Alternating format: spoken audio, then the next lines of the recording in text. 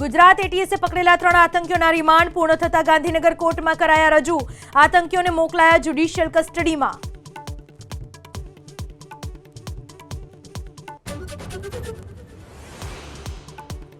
જામનગરમાં પટેલ કોલોનીમાં આવેલ સંકલ્પ ઢોસામાં ગ્રાહકને કડવો અનુભવ। સાદા ઢોસામાંથી મરેલી જીવાત નીકળ્યાનો આરોપ।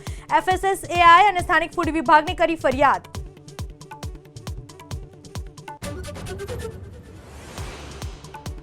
પાટણના રાધનપુરના પેદાસપુર ગામમાં દારૂની ભઠ્ઠીઓ પર જનતા રેડ। સ્થાનિક પોલીસને સાથે રાખી ગ્રામજનોએ કરી રેડ।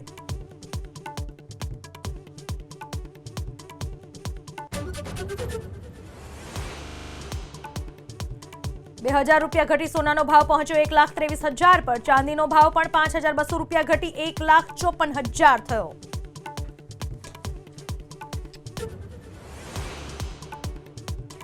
ગુજરાત એટીએસે પકડેલા 3 આતંકીઓના રિમાન્ડ પૂર્ણ થતા ગાંધીનગર કોર્ટમાં કરાયા રજૂ। આતંકીઓને મોકલાયા જ્યુડિશિયલ કસ્ટડીમાં।